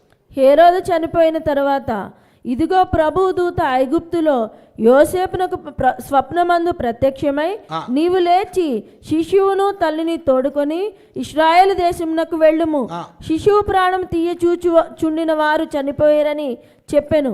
అప్పుడు అతడు లేచి శిశువును తల్లిని తోడుకొని ఇశ్రాయేలు దేశమునకు వచ్చెను. అయితే ఆర్కేలాయు తన తండ్రి అయిన హేరోదునకు ప్రతిగా యూదా దేశమును ఏలుచున్నాడని విని అక్కడికి వెళ్ళవెరచి స్వప్నమందు దేవుని చేత బోధింపబడిన వాడై గలిలియా ప్రాంతములకు వెళ్ళి నజరేతు అను ఊరికి వచ్చి అక్కడ కాపురముండెను. ఆయన నజరేయుడు అనబడునని ప్రవక్తలు చెప్పిన మాట నెరవేరునట్లు ఇలాగూ జరిగెను. మళ్ళా చూడండి, ఏ పట్టణానికి వెళ్తా ఉన్నారట. వచ్చిన తర్వాత హేరోదు ముగ్గురు కొడుకులు 3 భాగాలకు పంచుకుంటారు యూదయ దేశాన్ని. ఇంకా యూదయ దేశాన్ని పంచుకొని పరిపాలిస్తూ ఉంటే హేరోదు ఆర్కిలియాస్ అని వాడు ఇంకా దుర్మార్గుడు. అయితే వెంటనే మళ్ళా యోసేపుకు కలలో దూత కనిపించి ఏం చెప్తా ఉన్నాడు? నీవు నజరేతుకి వెళ్ళాలని చెప్తా ఉన్నాడు. ఎన్నో పట్టణాలు, కపెర్నహూము ఉన్నది, కానాను ఉన్నది, అవునా? అయినా ఎందుకు నజరేతుకి వెళ్ళాలంటా ఉన్నాడు? నజరేతు నుంచి యేసయ్య వస్తాడు, నజరేయుడైన యేసు అని పిలువబడాలని చెప్పి ఆ ప్రాఫెసీ ఫుల్ఫిల్ అవ్వడానికి ఏం చేస్తూ ఉన్నాడు? ఆ ప్రాఫెసీని దూత నజరేతుకు గైడ్ చేస్తూ ఉన్నాడు. నజరేత్ అంటే ఊరి పేరు. ఆ రోజుల్లో Yeshua is a very common name. Yeshua is a very common. హీబ్రూలో యేసే పేరు Yeshua. Yehoshua, God is my salvation. Yehoshua అంటే ఏంటిది? యావే ఈజ్ మై సాల్వేషన్. యేసు అంటే ఏంటిది? సేవియర్. అర్థమవుతుంది కదా. యెషూవా పేరు వెరీ కామన్ నేమ్ అన్నట్టు. మేము పుట్టినప్పుడు మా సండే స్కూల్లో 20 మంది ఉంటే దాంట్లో 6 బాయ్స్ కిరణ్లే. S Kiran, Surya Kiran, Samuel Kiran, David Kiran, Joseph Kiran అని చెప్పి కిరణ్లే ఉంటుండే 5-6. ఆ సీజన్లో ఆ పేరు నడిచింది. You are getting my point, right? అట్లా ఒక్కొక్క సీజన్లో ఒక్కొక్క నడుస్తూ ఉంటుంది. అట్లా ఆ సీజన్లో Yeshua is a very common Hebrew name. కాబట్టి గుర్తుపట్టడానికి ఏం చేసేటోళ్ళంటే ఊరు పేరుతో పిలిచేటోళ్ళు అన్నాడు. యెషూవా ఆఫ్ నాజరేత్, నజరేయుడు అని యేసుక్రీస్తు. యేసు అంటే ఏంటంటే అచ్చా ఆయన అని గుర్తుపడతారు అన్నట్టు. ఇప్పుడు యూదా ఇస్కరియోత్ ఉన్నది. ఇస్కరియోత్ అంటే ఇంటి పేరు కాదు, ఊరు పేరు. జెరూసలేం నుంచి 10 కిలోమీటర్ దూరం ఉంటుంది ఇస్కరియోత్ అనే ఊరు. యూదా అనేది వెరీ కామన్ నేమ్ ఆ రోజుల్లో. యూదా ఇస్కరియోత్ అంటే he comes from the village called Kerioth, అందుకని చెప్పి యూదా ఇస్కరియోత్ అన్నారు అన్నట్టు. ఇప్పుడు బరబ్బా నర్చిల్లా, బరబ్బాను విడిచిపెట్టాలా, యేసును శిక్షించాలని చెప్పి బరబ్బా పేరు ఏంటిది? ఫుల్ నేమ్ యెషూవా బరబ్బా అని పేరు హీబ్రూలో, యెషూవా బరబ్బా. అందుకని చెప్పి ఏం చేస్తారు? యెషూవా ఆఫ్ నాజరేత్ అంటారు. అందుకని చెప్పే దూత కనిపించి నజరేతు నుంచి వస్తాడు రక్షకుడు అని చెప్పుంది. కాబట్టి ఆ ప్రాఫెసీ ఫుల్ఫిల్ కావడానికి యోసేపును ఎక్కడ పంపిస్తూ ఉన్నారు? నజరేతుకే పంపిస్తూ ఉన్నాడు. మరియ సొంతూరేది? నజరేతే. అర్థమవుతోంది కదా? లాస్ట్ వీక్ మనం నేర్చుకున్నాం కదా, బిఫోర్ లాస్ట్ వీక్ మరియకు గాబ్రియేల్ దూత కనిపించినప్పుడు మరియ ఎక్కడుంది? ఏ ఊరిలో ఉన్నది? నజరేతులో ఉన్నది. You are getting my point, right? అట్లా యూదయ దేశం ఈజ్ డివైడెడ్ ఇంటూ 3 పోర్షన్స్ అన్నట్టు. జాగ్రత్త రాసుకోవాలి మీరు. యూదయ is divided into 3 portions. We are closing, last 2 minutes. ఒకటి కింద సైడు సౌత్ సైడు ఏంటిదమ్మా? యూదయ ప్రాంతము, మధ్యలో సమరయ ప్రాంతము, పైన గలిలియా ప్రాంతము. జాగ్రత్త వినాలి. ఇక్కడ చూడండి. కింద యూదయ ప్రాంతము, మధ్యలో సమరయ ప్రాంతము, పైన గలిలియా ప్రాంతము. బెత్లెహేం ఎక్కడున్నది? యూదయ ప్రాంతంలో ఉన్నది. అర్థమవుతోంది కదా? బెత్లెహేము యూదయ ప్రాంతంలో ఉన్నది. గలిలియాలో ఏమో నజరేత్ ఎక్కడుంది? గలిలియా ప్రాంతంలో ఉన్నది. యేసయ్య 33.5 సంవత్సరాలు, అర్థమవుతోంది కదా, 33.5 సంవత్సరాలు జీవిస్తే 32 సంవత్సరాలు కూడా ఆయన గలిలియా ప్రాంతంలోనే ఉండడము జరిగింది. ఆయన పరిచయం చేసింది. 12 మంది శిష్యుల్లో 11 మంది శిష్యులు గలిలియా ప్రాంతం వాళ్ళు. ఒక్కడే యూదా ఇస్కరియోత్, ఒక్కడే యూదా ప్రాంతం వాడు. అర్థమవుతోంది కదా మీకు? ఆయన చనిపోయే ముందు క్రూసిఫిక్షన్ లాస్ట్ 1 year ఆయన యూదా ప్రాంతంకు వెళ్ళడం జరుగుద్ది. మిగిలిన 32 years ఎక్కడున్నాడు యేసయ్య? గలిలియా ప్రాంతంలో ఉన్నాడు. కపెర్నహూము, కానాను, అర్థమవుతోంది మీకు, నజరేతు, ఇవన్నీ కూడా గలిలియా ప్రాంతంలో ఉన్నటువంటి ఊర్లు అన్నట్టు. ఇక్కడే పరిచర్య జరుగుద్ది. ఇక్కడనే శిష్యుల్ని ఏర్పాటు చేసుకోవడం జరిగింది. కానీ ఆయన మరణించింది ఎక్కడ? యూదయ ప్రాంతంలో. ఆయన మరణించింది ఎక్కడ? ఆయన జన్మించింది ఎక్కడ? యూదయ ప్రాంతంలో. పెరిగింది మాత్రం నజరేతు. అర్థమవుతోంది కదా మీకు? ఇది సబ్జెక్ట్ అన్నట్టు. ఎందుకు గలిలియా ప్రాంతము? మిగతా యూదయ ప్రాంతంలో కూడా ఉండొచ్చు కదా. Why God has chosen Galilean region for the ministry? పరిచర్యకు అన్ని సంవత్సరాలు పరిచర్య గలిలియా ప్రాంతంలో యేసయ్య ఎందుకు చేయడం జరిగిందో చూసి ముగిద్దాం మనము. మత్తయి సువార్త 4వ అధ్యాయము 16వ వచనము చూడండి, 16th verse. నజరేతు విడిచి జెబులూను నఫ్తాలి అనే దేశముల ప్రాంతములలో సముద్ర తీరముల యందలి కపెర్నహూమునకు వచ్చి కపెర్నహూము. చూడండి, కపెర్నహూము అంటే తెలుసు కదా. కపర్ అంటే విలేజ్, నహూమ్ అంటే ప్రాఫెట్. నహూమ్ లేడు? నహూము ప్రవక్త ఉన్నాడు ఆ పాత నిబంధనలో. నహూము యొక్క గ్రామము. నహూమ్ అనే గొప్ప ప్రాఫెట్ ఆ ఊరు నుంచి రావడం జరిగింది. అందుకే కపెర్నహూమ్ అంటారు దాన్ని. కపెర్ అంటే విలేజ్ హీబ్రూలో. నహూమ్ అంటే prophet Nahum. Prophet Nahum came from the village called Nahum. ఆ ఊర్లో పుట్టడం జరిగింది కాబట్టి కపెర్నహూమ్ అంటారు దాన్ని, రైట్? అంతే. దాంట్లో పెద్ద సబ్జెక్ట్ ఏం లేదు. దాని ప్రీవియస్ నేమ్ ఎల్కాష్. చదవమ్మా. జెబులూను దేశమును నఫ్తాలి దేశమును యోర్దానుకు ఆవలనున్న సముద్ర తీరమున అన్యజనులు నివసించు గలిలియాయు చీకటిలో కూర్చుని ఉన్న ప్రజలను. గలిలియాయు చీకటిలో. అందుకే నేను ప్రవక్తల ప్రవచనములు నెరవేర్చడానికే వచ్చి ఉన్నాను, కానీ వాటిని కొట్టివేయడానికి కాదు. Hallelujah. Even the place of the ministry was chosen by Jesus, aligning to the prophecy of the prophets. Hallelujah. Wow. మత్తయి నోరు తెరిస్తే ఏం మాట్లాడతాడు? ఓల్డ్ టెస్ట్మెంటే మాట్లాడతాడు. మీరు గాబరా పడొద్దు, మనకు కూడా నేర్పిస్తాడు దేవుడు. మత్తయికి నేర్పించిన దేవుడు మనకు కూడా యేసునామంలో నేర్పించును గాక. Hallelujah, praise God. అందుకే గలిలియా ప్రాంతము గొప్ప చీకటిలో మరణ ఛాయలో they were living under the shadow of death అంట. హల్లెలూయా. జబూలున్ ఏంటిది, అది ఏం రాజ్యం, జబూలన్ నఫ్తాలి జార్డన్ అవతల ఉన్న గలిలియా సముద్ర తీరమున ఉన్న ప్రజలు చీకటిలో గొప్ప వెలుగును చూచిరి. ఎక్కడుంది యెషయాలో? అది 9:1-2 తీయండి. Book of Isaiah chapter 9:1-2. Very very important. అయినను వేదన పొందిన దేశము మీద మబ్బు నిలువలేదు. పూర్వకాలమున ఆయన జెబులూను దేశమును నఫ్తాలి దేశమును అవమానపరచెను. అంత్యకాలమున ఆయన సముద్ర ప్రాంతమును అనగా యోర్దాను అద్దరిని అన్యజనుల గలిలీయ ప్రదేశమును మహిమగల దానిగా చేయుచున్నాడు. చీకటిలో నడుచు జనులు గొప్ప వెలుగును చూచుచున్నారు. మరణ ఛాయ గల దేశ నివాసుల మీద వెలుగు ప్రకాశించెను. చాలా గొప్ప వెలుగు కింద జీసస్ అని రాసుకోండి. హల్లెలూయా. ఇంకేం చెప్పాలని మీకు నాకు అర్థం కాదు. ప్రసంగాలు లేవు, ప్రసంగాలు మర్చిపోండి. మీరు ఆదివారం రాయాల ప్రసంగాలు పోవాలి కాదు, interactive sessions. Hallelujah. This is the place we will meditate the Bible in deep. Praise God. Don't look at the time, don't look at the traditional methodologies. Right, this is the place to learn the word in deep. Hallelujah. Soak in the word, baptize in the word of God and glorify God. Hallelujah. చీకటిలో కూర్చున్న ప్రజలు గొప్ప వెలుగు చూచిరి. మరణ ఛాయలో ఉన్న ప్రజల చుట్టూ వెలుగు ప్రకాశించను. హల్లెలూయా. ఆ వెలుగు ఎవరు? యేసయ్యే. అంటే యెషయా ప్రవక్త ప్రాఫెసీని నెరవేర్చాలంటే ఎక్కడ, ఏ ప్రజల మధ్యలోకి వెళ్ళాలా? జబూలన్ నఫ్తాలి ట్రైబ్స్ ఎక్కడున్నాయో అక్కడికి వెళ్ళాలా. 3 ప్రాంతాలు ఎక్కడున్నారు జబూలన్ నఫ్తాలి వాళ్ళు?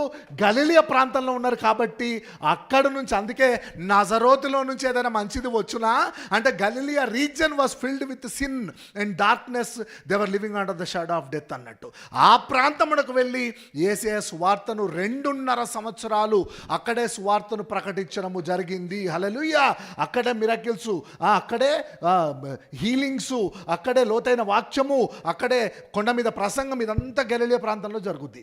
లాస్ట్ 1 yearలో చనిపోవడానికన్నా ముందు క్రూసిఫిక్షన్ టైంలో యేసయ్య యూదయ ప్రాంతానికి రావడము జరుగుద్ది. That is the subject of Matthew. I'm repeating again. తూర్పు దేశము నుంచి జ్ఞానులు రావడము జరిగింది. ఆ జ్ఞానులు తీసుకొచ్చింది ఏంటిది? బంగారము, సాంబ్రాణి, బోలము. మీకు ఎంతమందికి తెలుసు ప్రత్యక్ష గుడారం, హోలీ టాబర్నాకిల్ ఎంతమందికి తెలుసు? హోలీ టాబర్నాకిల్ అని చూడాలా. హోలీ టాబర్నాకిల్ ప్రత్యక్ష గుడారములోకి మనం ఎంటర్ కాగానే ఏమిటో తెలుసా? దహన బలి పీఠం ఉంటుంది. ఏముంటుంది? దహన బలి పీఠం ఉంటుంది. దహన బలి మీద ఏం చేస్తాం మనము? పాప పరిహార నిమిత్తము జంతువులను బలిస్తూ ఉంటాము. అంటే that resembles, first altar of sacrifice resembles death అన్నట్టు. రైట్. ఆ డెత్ దేనికి సాదృశ్యం? ఇప్పుడు తెచ్చిన కానుకల్లో బోలము మరణానికి సాదృశ్యము. దాని తర్వాత హోలీ ప్లేస్లోకి ఎంటర్ అవుతాం. హోలీ ప్లేస్కి ఎంటర్ కాగానే ధూప వేదిక ఉంటుంది. ధూప వేదిక మీద ఏమేస్తూ ఉంటాం మనము?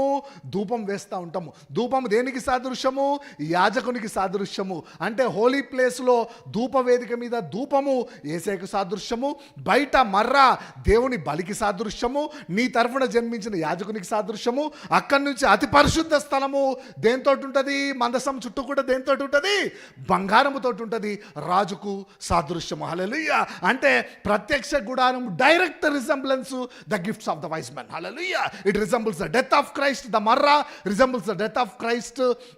The frankincense resembles Jesus as the high priest, and the gold resembles Jesus as the king who came down to rule the people. Hallelujah. ఇది దృష్టిలో పెట్టుకొని ఆ రోజు జ్ఞానులు ఏమన్నారంట? దేవుడే రాజుగా జన్మిస్తాడు ప్రజలను పరిపాలించడానికి అని ఒకరి గ్రంథములో రాసున్నది. ఎక్కడ? ఆఫ్రికా మత గ్రంథాల్లో రాసున్నది. దేవుడే మనిషిగా జన్మించి యాజకునిగా తన ప్రజల గురించి విజ్ఞాపన చేస్తాడని చెప్పి అదేంటిది, అది ఆసియా గ్రంథములో రాసున్నది. అట్లానే దేవుడే మనిషిగా జన్మించి మనుషుల గురించి తన ప్రాణాలు అర్పించి తన రక్తాన్ని చిందించి వారిని పాపము నుంచి విడిపిస్తాడు, వారి గొప్ప వెలుగును చూస్తారని చెప్పి ఐరోపా గ్రంథంలో రాసున్నది. ఆ మూడిటి సంహారమే. That is the secret and revolution of the wise men and their gifts. All glory to God. మనందరి జీవితంలో కూడా మనము కూడా ఆ జ్ఞానుల వలె, జ్ఞానులు ఏం చేస్తా ఉన్నారు? యేసయ్యని రాజుగా యాక్సెప్ట్ చేస్తూ ఉన్నారు. హల్లెలూయా. మనం కూడా ఈ రోజు నుంచి ప్రభువా నీవే నా కుటుంబానికి రాజు, నా జీవితానికి రాజు, నీదే సర్వాధికారం ప్రభువా, నీకు నేను సమర్పించుకుంటున్నా అని చెప్పి జ్ఞానుల వల్ల మనం కూడా తగ్గించుకొని, జ్ఞానులు మేము జ్ఞానులం కదా అనుకున్నారా? మేము రాజులం అనుకున్నారా? మేము ధనవంతులం అనుకున్నారా? వెతుక్కుంటూ వచ్చిందంట. హల్లెలూయా. హేరోదు అపాయింట్మెంట్ దొరుకుద్దా? అట్లా నడుచుకుంటూ వెళ్ళిపోతావు. ఇంట్లోకి ఎవరికి పడితే వాళ్ళకి దొరుకుద్దా హేరోద్ అపాయింట్మెంట్, రాజుల అపాయింట్మెంట్? వాళ్ళు కూడా రాజులు కాబట్టి దొరికింది. మీకు అర్థమవుతాం, వాళ్ళు జ్ఞానులు కాబట్టి, they are very elite people కాబట్టి వాళ్ళకి అపాయింట్మెంట్ దొరికింది. పోయి కూర్చొని వాళ్ళతో ఎందుకు వచ్చిండు బ్రదర్ అని చెప్పి వాడు మాట్లాడు, వీళ్ళు చెప్పురు, ఎవరికి పడితే వాళ్ళకి చెప్తారా? కూర్చోబెట్టి మాట్లాడి వాళ్ళు చెప్తా ఉండరు. రాజు జన్మించిందంట కదా అని ఒకటి చెప్పిండు, యాజకుడు జన్మించినని ఒకటి చెప్పిండు, ఇంకోటేమో మనుషులను విడిపించడానికి లోకరక్షకుడు జన్మించినని ఒకటి చెప్పిండు. వీడేమో కలవరపడిరి. హల్లెలూయా. ప్రభువా, నీవు నా గురించి విజ్ఞాపన చేయడానికి నువ్వు నా గురించి జన్మించిన యాజకునివి. అవును ప్రభువా, నేను చీకట్లో ఉన్న ప్రభువా, నన్ను గొప్ప వెలుగులోకి నడిపించడానికి నా గురించే నీవు మనిషిగా జన్మించడం జరిగింది ప్రభువా. నిన్ను రోజు ప్రభువా నేను ఆరాధిస్తా ప్రభువా, నీ వాక్యము ధ్యానిస్తా ప్రభువా. ప్రతిరోజు తండ్రి నీ అధికారమునకు నేను ఒప్పుకుంటా ప్రభువా అని అందరము కలిసి ప్రార్థన చేసుకుందాం. I request all of you stand up and pray to the lord. Lord, you are my king, Father. Hallelujah. Thank you, Lord. Thank you, Jesus. You are my king, Lord. Praise God. You are my king, Father. You are my high priest, Lord. ప్రభువా, నేను కేవలము నన్ను రక్షించడానికే. Thank you lord. అందరము కలిసి ప్రార్థన చేద్దాం. అందరం ఒప్పుకుందాం. నా స్వబుద్ధిని ఆధారము చేసుకొనక, నా జ్ఞానమును నమ్ముకొనక, నా చదువును నమ్ముకొనక పరిశుద్ధాత్ముడా యేసయ్య ప్రభువా, వ్యాపారములో కానీ, ఉద్యోగంలో కానీ, నా కుటుంబంలో కానీ, నా వ్యక్తిగత జీవితంలో కానీ, ఈ రోజు నుంచి ప్రభువా నా జ్ఞానము కాదు ప్రభువా, నీ కృపే నన్ను నడిపించాలి తండ్రి. అవును ప్రభువా, ఆ జ్ఞానులు ప్రభువా, మహాజ్ఞానులు, మహాధనవంతులు అయినా కూడా ప్రభువా, ఆ నక్షత్రం ఎలాగైతే సరైన మార్గములో నడిపించిందో ప్రభువా, అవును ప్రభువా, నీవే నా గురించి ఉదయించిన నక్షత్రం ప్రభువా. ఆ నక్షత్రము నడిపిస్తుంది. ఇశ్రాయేలులో నక్షత్రము ఉదయించను అన్న ఆ ప్రవచనమును బట్టి నీకు వేలాది వందనాలు. యూదులకు రాజు జన్మించి ఉన్నాడన్న మాటను బట్టి నీకు వేలాది వందనాలు. అవును ప్రభువా, నేను చీకటిలో ఉన్నాను ప్రభువా, ఈ రోజు నుంచి గొప్ప వెలుగును నా జీవితంలో చూచుదును గాక. మత్తయి ద్వారా నీవు నాతో మాట్లాడినందుకు నీకు వేలాది వందనాలు. ప్రతిరోజు ప్రభువా, హల్లెలూయా, థ్యాంక్ యూ లార్డ్. ప్రతిరోజు ప్రభువా నిన్ను ఆరాధిస్తూ, నిన్ను స్తుతిస్తూ, నన్ను నేను తగ్గించుకొని ప్రభువా తండ్రి నీ అధికారమును కొప్పుకొనుచు తండ్రి, నీ కృపచేత ప్రభువా అయ్యా గొప్ప వెలుగును చూచి ఆ గొప్ప వెలుగులో జీవించే కృపను దయచేయమని ప్రార్థిద్దాం. హల్లెలూయా. Thank you lord.